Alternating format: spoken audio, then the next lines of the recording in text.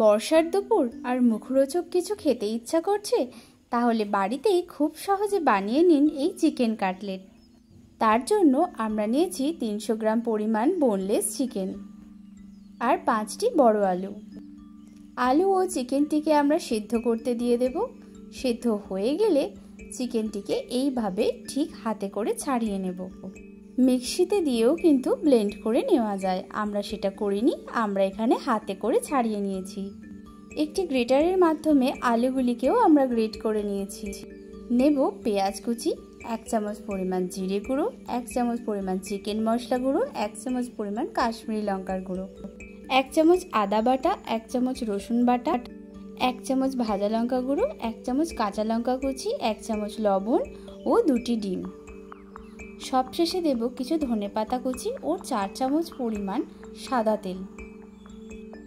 আমরা এখানে বাটি ব্যবহার করেছি। তেল দেওয়া হয়ে গেলে খুব ভালো করে হাতে করে মেখে নিতে হবে। মাখার ওপর অনেকটা কিন্তু নির্ভর করে, তাই মাখাটা খুব ভালো করে করতে হবে। দেখুন আমাদের মাখা প্রায় হয়ে গেছে। এবার এটাকে নিয়ে বেশ কিছুক্ষণ এভাবেই ঢাকনা দিয়ে রেখে দেব। ঢাকনা দিয়ে রাখার পর এবার হাতে করে আমরা কাটলেটের শেপ দিয়ে দেব। এভাবে বেশ কয়েকটি আমরা কাটলেটের শেপ বানিয়ে নেব। আমরা এখানে গোল বানিয়েছি, আপনারা চাইলে অন্য ধরনের শেপও দিতে পারেন। এবার আমরা নেব ডিম ও নেড়ো গুঁড়ো। এবার কাটলেটগুলিকে ডিমের মধ্যে দিয়ে ব্রেড ক্রাম্বের মধ্যে চুবিয়ে নিলেই একটি কোট প্রস্তুত হয়ে যাবে। আমরা এভাবে ডবল কোট করে নেব। এভাবে বেশ কয়েকটি কাটলেটকে আমরা কোট করে নেব। আপনারাও বাড়িতে বানান আর ভিডিওটি কেমন লাগলো অবশ্যই তা কমেন্টে জানান। ভিডিওটি ভালো লাগলে একটি লাইক করে পাশে থাকার অনুরোধ রইল। বেশ কয়েকটি কাটলেট আমরা এভাবেই বানিয়ে নিয়েছি। এবার তেল গরম হয়ে গেলে এক এক করে ভেজে নেবার পালা। গ্যাসের আঁচ কিন্তু আমরা মিডিয়াম রেখেছিলাম।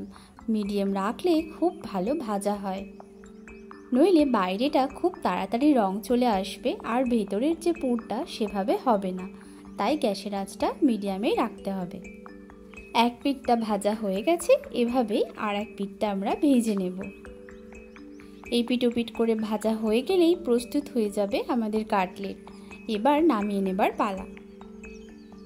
ব্যাস, এবার এক এক করে নামিয়ে নেবার পালা। সবশেষে সেই বিশেষ সময়টি চলেই এলো, স্বাদ গ্রহণ করার পালা। দেখুন ভেতরটা কত সুন্দর হয়েছে, কত সুন্দর কালারটাও এসেছে।